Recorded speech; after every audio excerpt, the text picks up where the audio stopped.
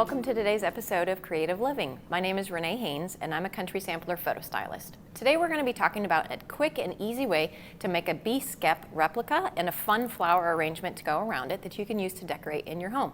But before we do that, I would like to encourage you to like our Facebook page at Annie's Creative Studio.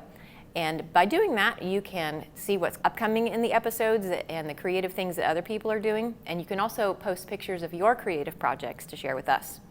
Before we start creating our bee skep arrangement today, I just want to talk a little bit about what a bee skep is. If you're a gardener, you're probably familiar with what they are, but they're basically the precursor to the modern day beehive. They were made out of straw and natural elements, and old world gardeners used to use them to encourage bees to not only pollinate the local flowers, but also make their honey for them. They aren't used anymore for safety reasons and different things, but if you see them in gardens, they're probably just there for decorative purposes. So when we make ours today, we're going to make a smaller version and just use it inside for decoration. But just keep in mind, if you actually want a real one, you could probably find one in an antique store. It's just going to cost you a lot more money.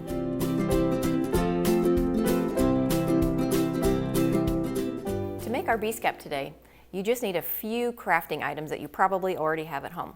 The most important one that you may need to pick up would be a roll of sisal roping. This particular roll is about 3/8 inch in size, but it comes in larger and smaller versions. So depending on how large of a bee skep you want, just pick up the size that you think will work for your project.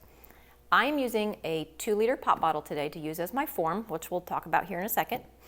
On the table, I also have some various faux greenery, a little bit of buttons for a bee embellishment, tacky glue, possibly you might need some black paint, we'll talk about why, some scissors, some wire cutters, of course I need a paintbrush if I'm going to do any painting, black marker, I'm going to use a little bit of black felt today, also a little bit of floral foam and not a very big block, some moss, doesn't have to be very much, just a little piece of cardboard, and don't forget about your glue gun. If you want to make a larger version of what we're doing today, we'll talk about this a little bit more in a minute, you could also do it in different sizes or shapes.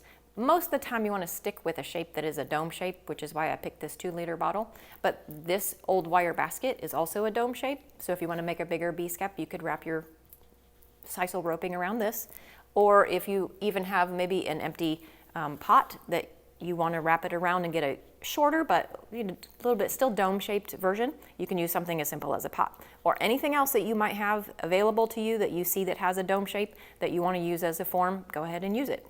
So next thing, let's talk about how to actually start making the skep.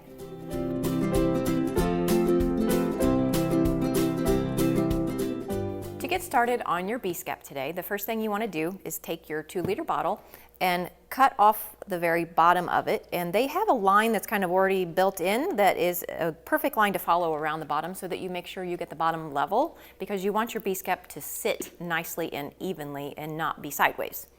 If you want to leave the top of the bottle on, like I did in my first one, feel free to do that. It looks fine. The top of it looks great. I thought today I would go ahead and try one without the top on just for a different look.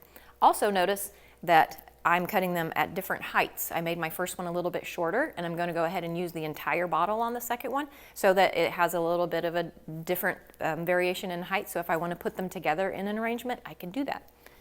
So you'll just take a pair of scissors, and I went ahead and started mine with a knife to just get my opening started for myself. You just literally take a pair of scissors, and again, try to stay on that line, which isn't too difficult to do, and get rid of the bottom of the bottle and keep it level. So if you come out at the same place you started without too much difference, then it's going to set pretty evenly for you, which is what you want it to do. The second thing that I like to do, and it's not a mandatory step, but it helps me, is to just take a piece of scrap cardboard that you might have laying around and trace the circle of the bottom of the base onto the cardboard. That way it's the same size as your base. So you just give yourself a nice trace around there. Cut that out of the cardboard and then do what I call a dry fit, which I'm going to go ahead and just kind of switch over to this one. Fit it inside the plastic to make sure that it's the same size, and give it a little bit of an adjustment if you need to so that it actually fits inside. And then once it's cut out, take your glue gun and add a little bit of glue along the outside of the circle.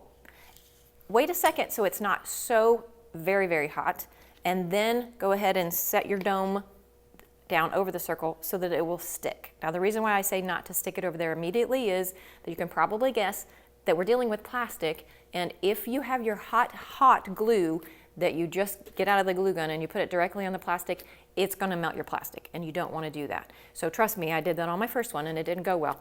So I'm telling you from experience, just let it get sticky and cool down just a little bit before you insert that. But once you get it inserted, what it will do is just give you a little bit more secure of a base so that when you start wrapping your rope onto the bottom, it doesn't squish on you and move and then kind of change the shape. So it's pretty easy and inexpensive. So I've got my base. I went ahead and, like I said, I cut off the top of this one so I could make it a little bit of a different shape. And now the easy part is to take your roping and to just start looping the rope around the 2-liter bottle form. Now, because I'm using hot glue, I'm going to give you again a couple of tips. I make one loop on the bottom, and then I'm going to just add a little bit of hot glue to the top of my rope, not to the actual plastic bottle itself. Again, because if you do that, you're going to end up melting the bottle. So wrap it around, give myself a little bit more room here. Wrap it around and overlap that first loop and let it kind of stick so that you know it's sticking. It will squeeze out and touch your bottle a little bit, but that's perfectly okay because it'll cool down just enough that it won't melt the plastic. You want it to stick to the bottle, you just don't want it to melt the bottle. And then all you do is continue wrapping. And you can just go ahead and grab onto this and just kind of keep twisting it and continue to twist it. And all I really do, because I have my form, is occasionally add a little bit of hot glue onto the top and just continue to wrap. I don't think it's necessary to put an entire bead of glue around the entire thing. I don't think you need that much glue. It takes a lot of glue. Just do it occasionally and keep on wrapping.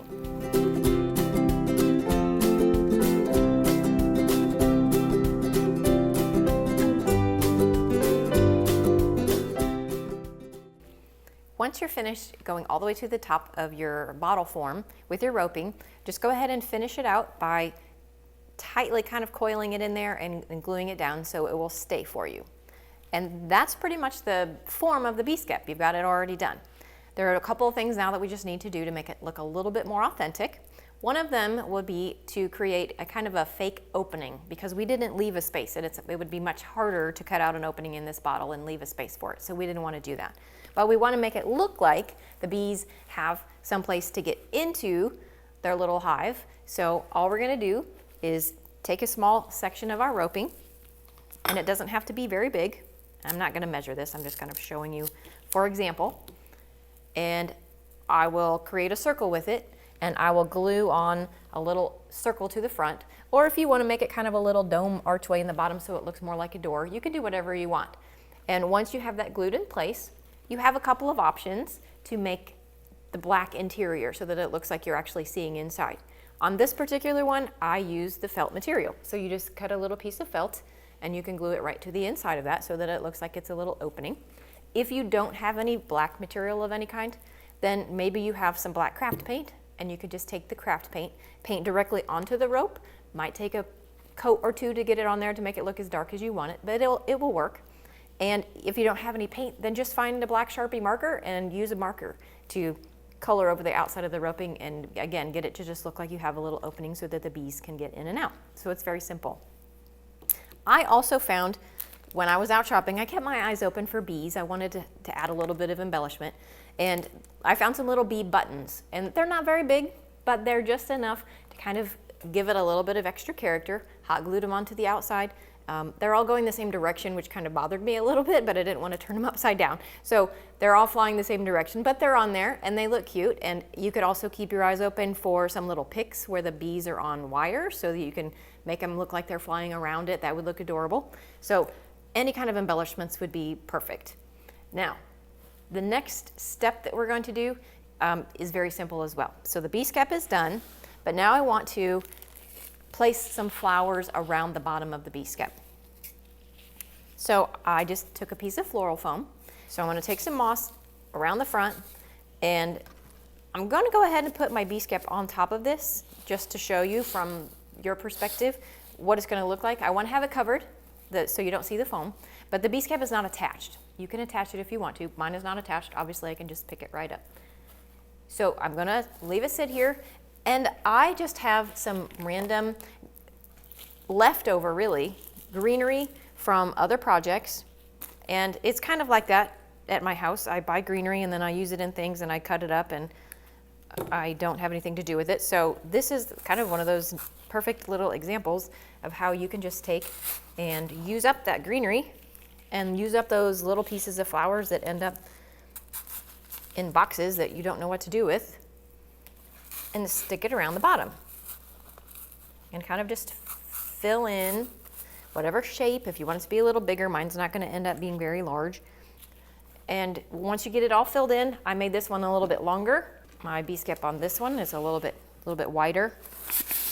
My arrangement is, so it came out a little bit further. I put in some daisies. You can do whatever you want. So a second option, if you don't have any of your own greenery to add to the bottom of it, and you don't want to even take it that far and mess with it, would be to buy a candle ring. Candle rings are sold in just about every craft store, and a 2-liter bottle is actually about the same size as a large candle. So if you just buy a candle ring, it may not fit inside it exactly, and that's okay, but you can put a candle ring down and just set the bee skep on top of it. They're usually, wire based, and so you can bend the wire however, or if you want it to be a little bit more elaborate, layer more than one of them that look familiar. Change it out according to your seasons, just like you would when you're making it. It's a lot easier, and just set your bee skep right on top of that so that you can change it according to season. It's very simple. You could also, if you want to put it in an arrangement, put it on a candle pedestal and give it a little bit of elevation, just like I did here, but this is a larger cake plate. Thank you for joining me on today's episode of Creative Living, making a cute and simple bee skep arrangement. If you have time to make one yourself, please feel free to share it with us on our Annie's Creative Studio Facebook page. And I'll see you the next time on the next episode of Creative Living.